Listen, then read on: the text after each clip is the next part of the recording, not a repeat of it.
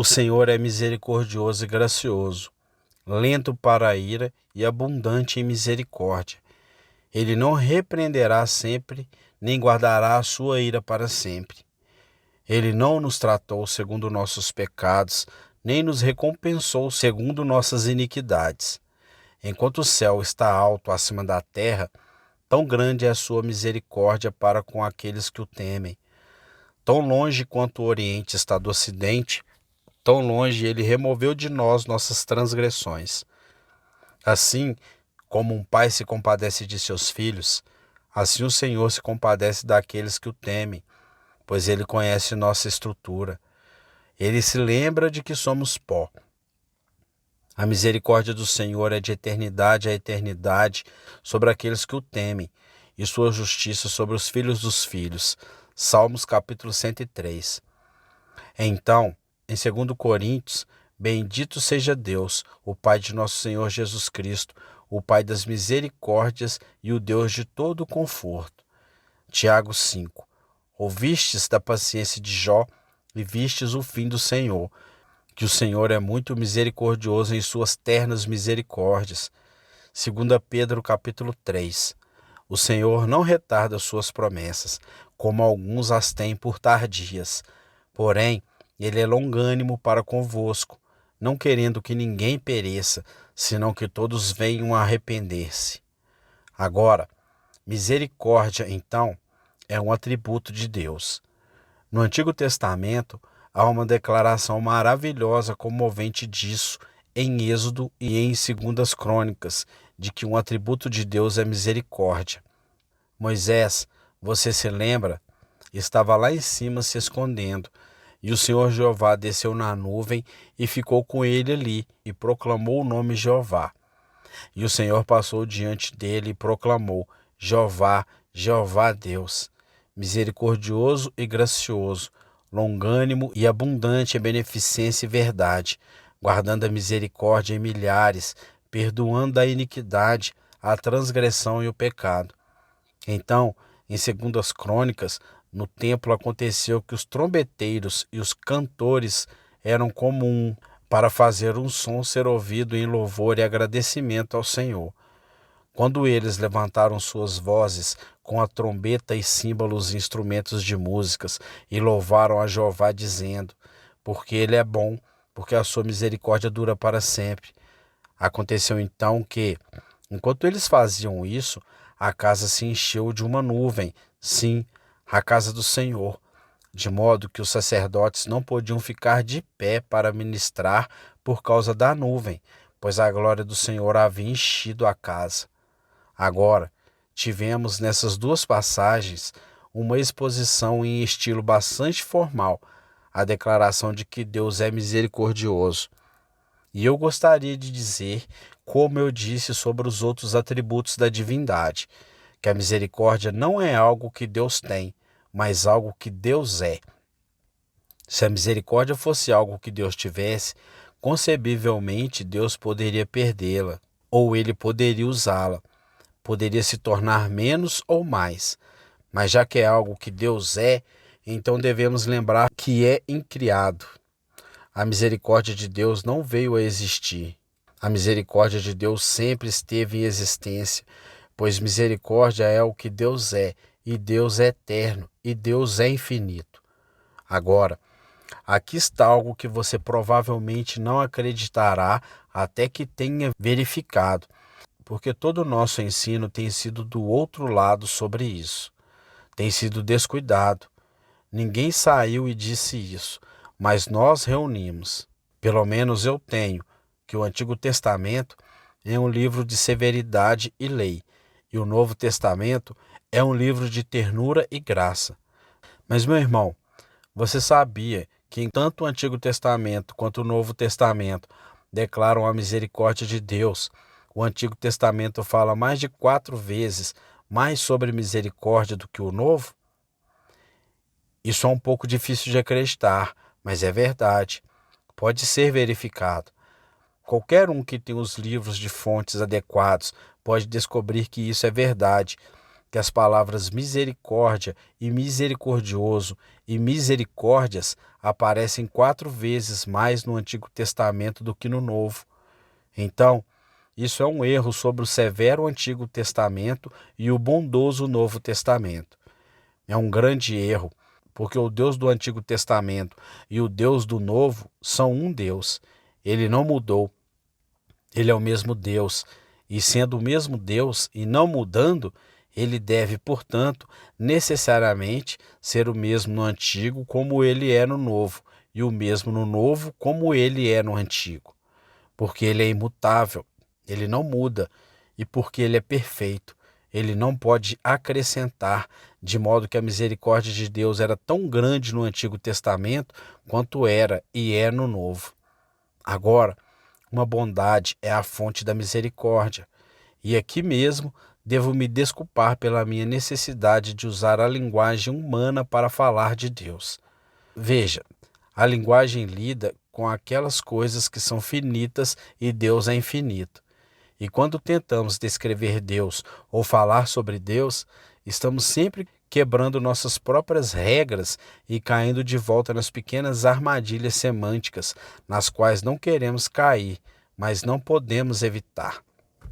Veja, quando digo que um atributo é a fonte de outro, não estou usando a linguagem correta, mas estou colocando para que possamos entender. Se eu tentasse falar em termos absolutos, vocês todos cairiam em sono profundo. E eu não conseguiria fazer isso para começar, e não faria se pudesse, porque vocês todos cairiam em sono profundo. Mas deixe-me dizer, e dizer isso com o entendimento de que estou falando comigo mesmo, que a bondade é a fonte da misericórdia.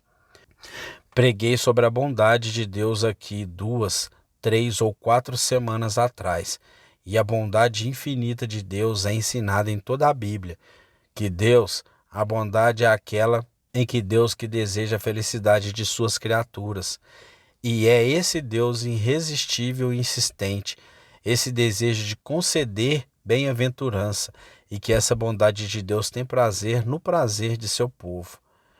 Eu queria poder ensinar os filhos de Deus a saber disso. Temos isso martelando em nós há tanto tempo que acreditamos que se estamos felizes, Deus está assustado e assustado conosco, e que Ele nunca fica satisfeito se estamos felizes.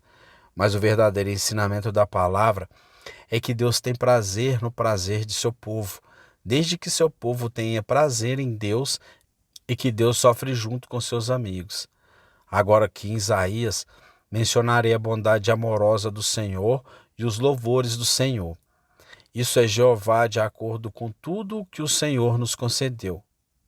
E a grande bondade para com a casa de Israel, que ele concedeu a eles de acordo com suas misericórdias e de acordo com a multidão de sua bondade amorosa.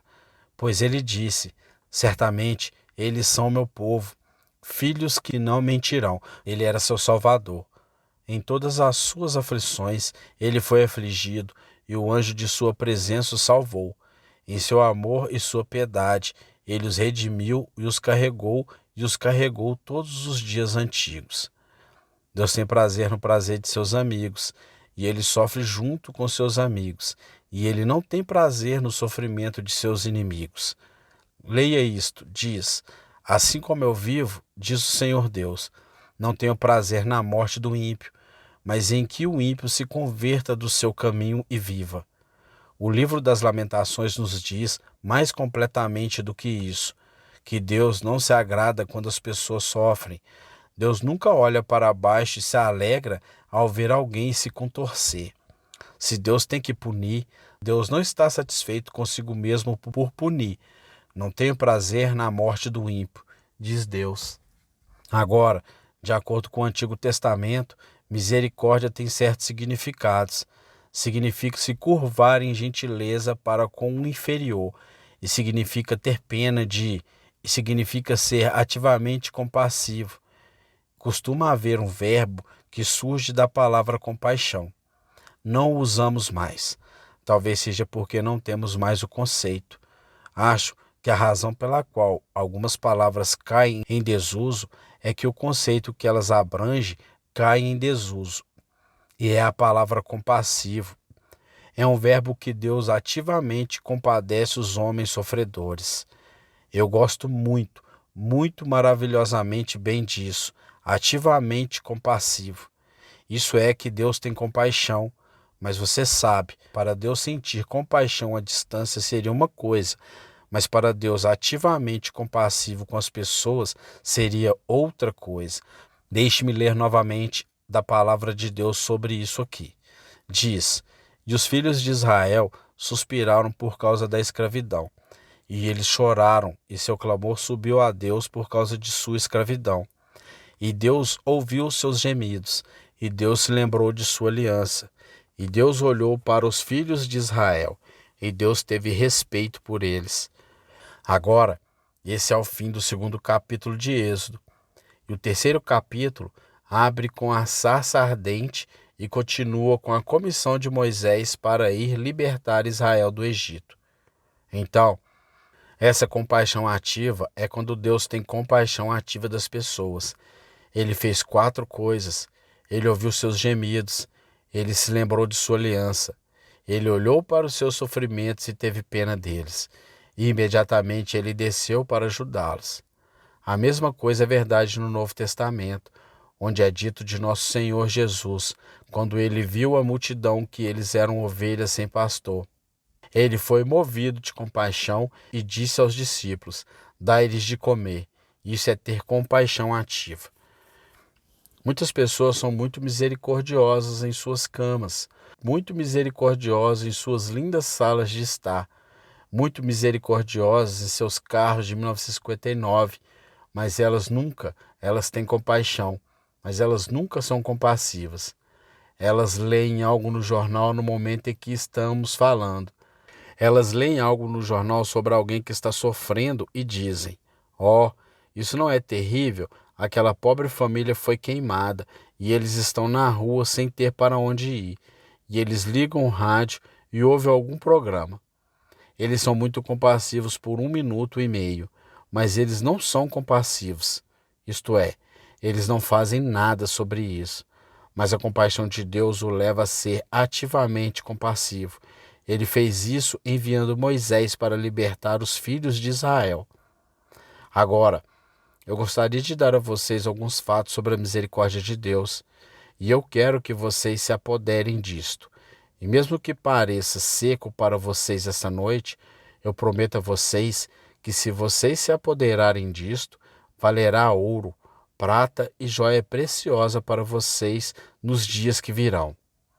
Aqui estão alguns fatos sobre a misericórdia de Deus. Um é que ela nunca começou a existir. A misericórdia de Deus nunca começou a existir. Eu ouvi falar de homens que são duros de coração ou descuidados, e então eles começaram a se agitar, e suas misericórdias começaram a florescer. Bem, nunca foi assim com Deus. Deus nunca ficou em letargia sem sua compaixão, porque Deus, misericórdia é simplesmente o que Deus é. E é incrível e eterno, como eu disse, nunca começou a existir. E é incriado e eterno, como eu disse, nunca começou a existir, sempre foi. Quando o céu e a terra ainda não eram feitos e as estrelas ainda não eram formadas, e tudo o que os homens do espaço estão falando agora era apenas um pensamento na mente de Deus. Deus era misericordioso como ele é agora. E não só nunca começou a existir, mas a misericórdia de Deus nunca foi mais do que é agora. Nunca foi mais. Há algumas coisas que nos contam sobre redemoinhos lá fora que se queimaram. Eles nos diz que há corpos celestes que desaparecem em uma grande explosão há tantos anos-luz que ainda levará milhares de anos terrestres antes que sua luz pare de brilhar. A luz ainda está chegando, as ondas ainda estão chegando, embora a fonte dessas ondas tenha deixado de existir há muito tempo. E há estrelas que queimam intensamente e escurecem novamente.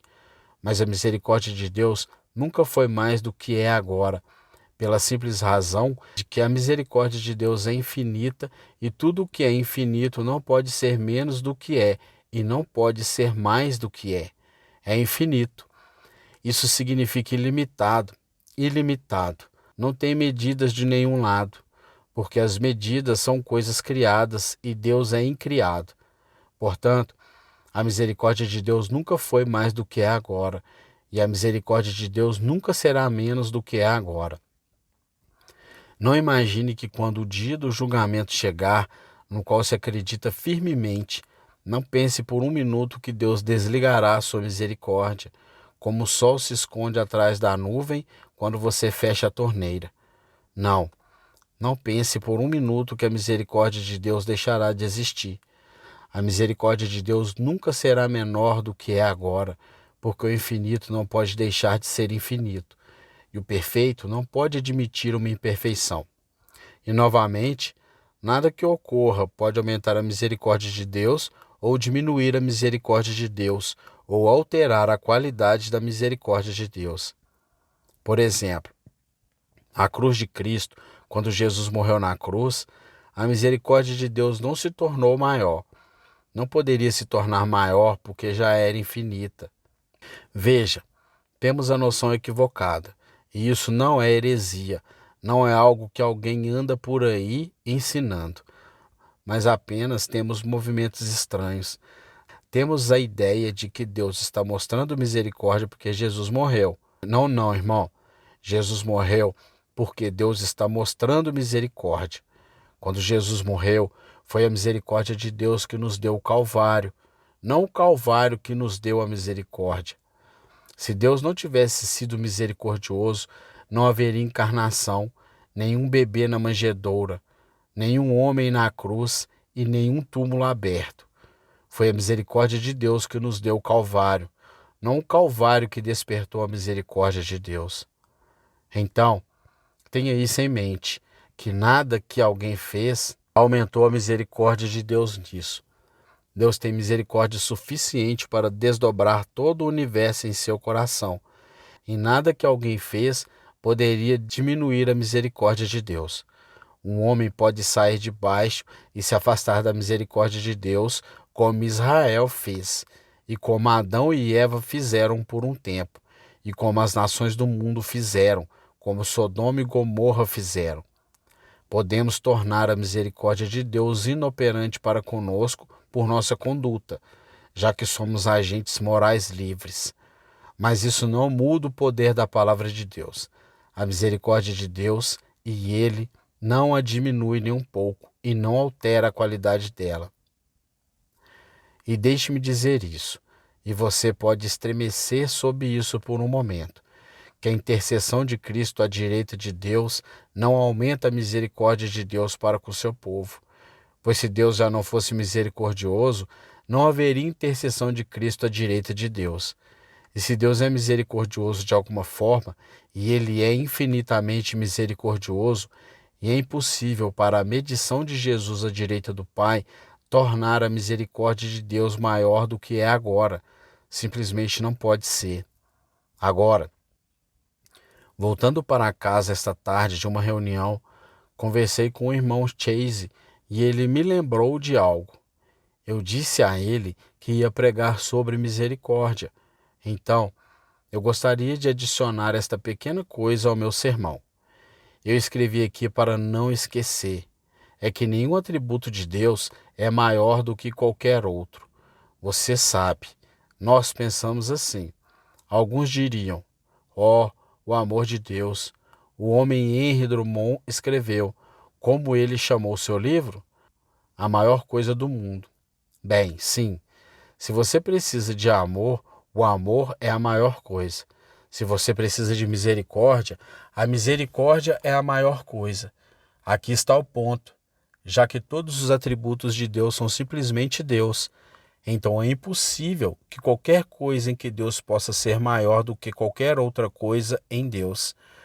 Isso é boa teologia, irmãos, metafísica, mas é boa teologia e você não pode mudá-la. E você não pode argumentar contra isso. É verdade que o amor de Deus é infinito e a misericórdia de Deus é infinita e a justiça de Deus é infinita. Portanto, um não é maior do que o outro, mas todos são iguais. E ainda assim, há atributos de Deus que podem ser mais necessários em vários momentos. Por exemplo, quando o homem foi e viu o sujeito que havia sido espancado por ladrões deitado ali, o atributo mais necessário naquele momento era a misericórdia. Ele precisava de alguém para ter compaixão dele. E então, o bom samaritano desceu de sua besta e foi até lá e teve compaixão. Ele precisava dele. Era disso que ele precisava naquele momento. E é por isso que a misericórdia de Deus é tão maravilhosa para um pecador que volta para casa. E ele quer escrever sobre isso e falar sobre isso para sempre, porque era o que ele precisava tão desesperadamente no momento. Então, cantamos como cantamos em nossa música de abertura esta noite. Graça incrível, com doce som.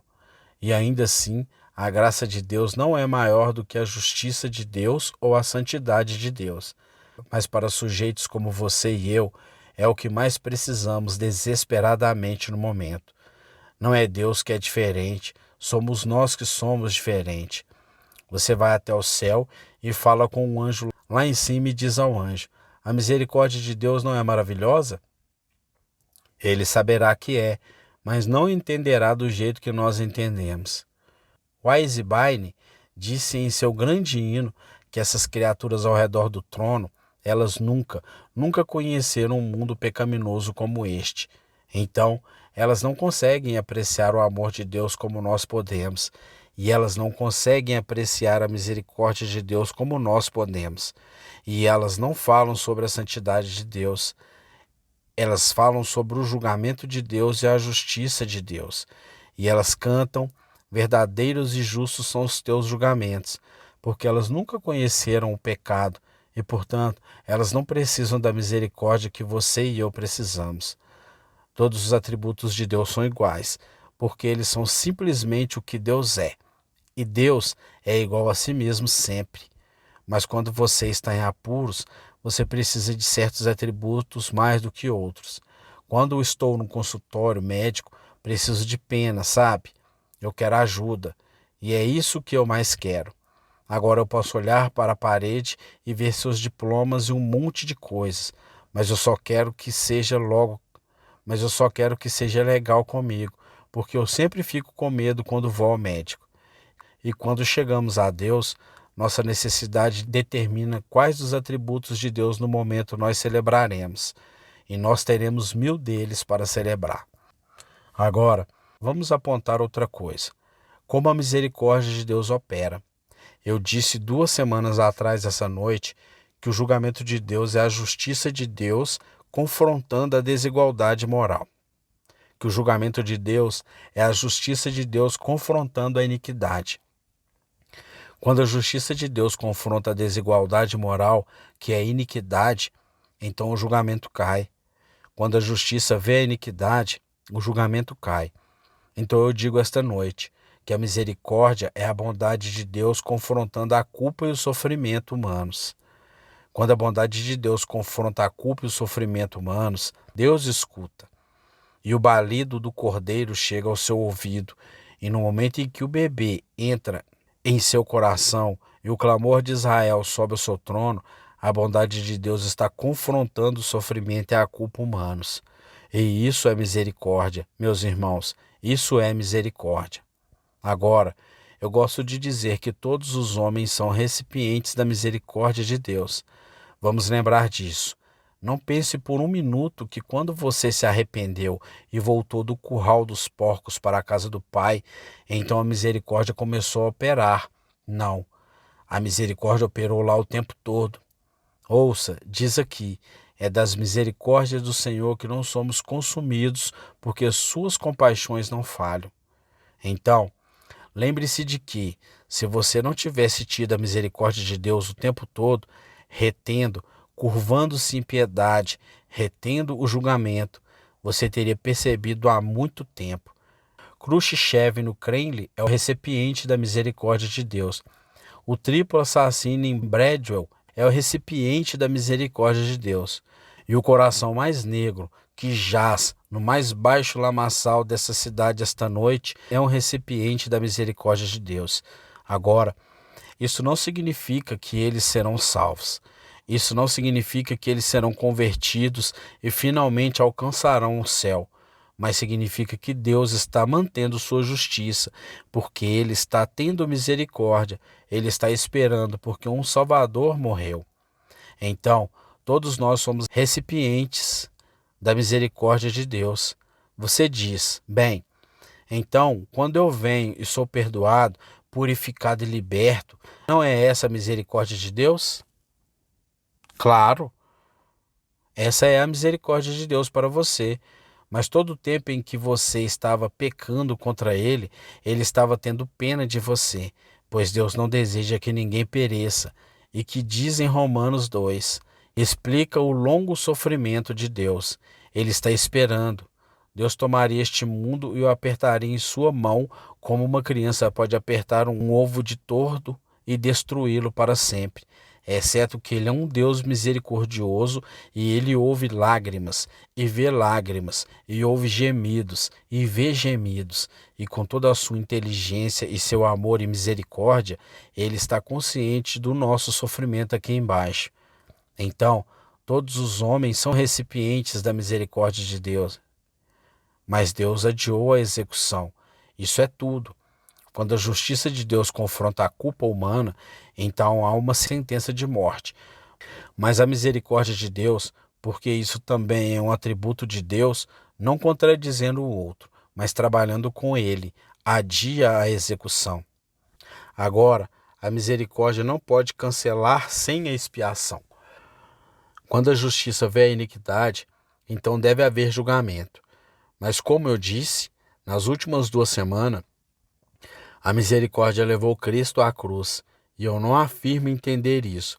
Estou tão feliz com as coisas que eu sei e tão deliciosamente feliz com as coisas que eu não sei. Eu não sei o que aconteceu lá naquela cruz exatamente, e eu sei que ele morreu. Eu sei que Deus, o poderoso Criador, morreu pelo homem, o pecado da criatura. Eu sei que Deus virou as costas para aquele santo, santo, santo homem. Eu sei que ele entregou o Espírito e morreu. Eu sei que no céu foi registrada a expiação por toda a humanidade. Eu sei disso. E ainda, eu repito, eu não sei porquê e eu não sei o que aconteceu. Eu só sei que na infinita bondade de Deus e sua infinita sabedoria, ele elaborou um plano pelo qual a segunda pessoa da Trindade encarnada como homem poderia morrer para que a justiça pudesse ser satisfeita enquanto a misericórdia resgatasse o homem por quem ele morreu. Ah, meu irmão, isso é teologia cristã.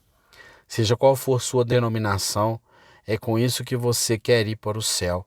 Você não pode ir para o céu com espirituais, coros e livros baratos, mas você pode ir para o céu com a misericórdia de Deus em Cristo, pois isso que a Bíblia ensina.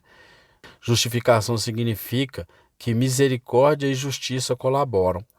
E quando Deus se volta e vê iniquidade, e então o homem da iniquidade corre para a cruz, ele não vê mais iniquidade, mas ele vê justificação. E então somos justificados pela fé. Agora, eu gostaria de esclarecer algo que eu disse aqui. E se você tem me seguido bem de perto, você tem acreditado em tudo o que eu disse sem se perguntar e me checar. Então eu não estou fazendo tanto bem quanto eu quero fazer. Quando eu disse aqui que Deus tem prazer no prazer do seu povo e sofre junto com seus amigos, e leia a Escritura para mostrar a você que ele sofre junto com esses amigos. Se você é um bom pensador do tipo fechado, imediatamente você me seguiu e disse: como pode um Deus perfeito sofrer? Porque sofrimento significa que em algum lugar há uma desordem. Deve haver uma desordem em algum lugar para que alguém possa sofrer. Você não sofre enquanto tiver uma ordem psicológica, mental e física. Mas quando você sai da ordem, então você sofre. Agora, novamente, eu vou lhe dizer isso. Enquanto estiver declarado na Bíblia, você aceita pela fé e diz: Pai, eu acredito. E então, porque você acredita, você tenta entender. E se você pode entender, Então agradeça a Deus e seu pequeno intelecto pode se divertir um pouco pulando por aí e se regozijando em Deus. Mas se você ler na Bíblia e seu intelecto não puder entender, então só há uma coisa a fazer, e é olhar para cima e dizer: ó Senhor Deus, tu sabes. Há muita coisa que não sabemos. O problema conosco, evangélicos, é que sabemos demais. Somos muito espertos e temos muitas respostas. Estou procurando um sujeito que dirá: eu não sei, ó Senhor Deus, tu sabes. Aí está seu homem que é espiritualmente sábio. Mas quando tivermos todas as respostas e soubermos disso, tudo será. E esse sofrimento de Deus? Como Deus pode sofrer? O sofrimento parece indicar alguma imperfeição, e ainda assim sabemos que Deus é perfeito. O sofrimento parece indicar alguma perda ou falta, e ainda assim sabemos que Deus não pode sofrer nenhuma perda e que Ele não pode carecer, porque Deus é intimamente perfeito em todo o seu ser. Então, eu não sei como explicar. Eu só sei que a Bíblia declara isso, que Deus sofre com seus filhos e que em toda a aflição deles ele foi afligido. E em seu amor e em sua misericórdia ele os carregou e ele fez sua cama em sua doença. Eu sei disso, mas eu não sei como. E o grande velho teólogo disse: não rejeite o fato porque você não conhece o método. Não diga que não é assim, porque eu não sei como é assim. Há tantas coisas que você não sabe como é assim. Ah, meu amigo, o grande sumo sacerdote que nossa natureza veste e o guardião da humanidade aparece. Bem, eu acredito nisso com ousadia.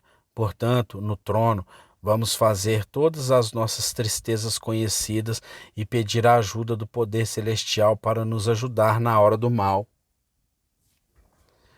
A misericórdia de Deus é um oceano divino de inundação ilimitada e insondável. Vamos mergulhar na misericórdia de Deus e conhecê-la. Amém? Amém? Vocês têm sido uma congregação muito silenciosa. Eu não dei uma olhada em ninguém, mas espero que vocês acreditem no que eu disse, porque vocês vão precisar dessa misericórdia. Terrivelmente, terrivelmente ruim se vocês ainda não a têm, a misericórdia de Deus em Cristo Jesus. Amém e amém.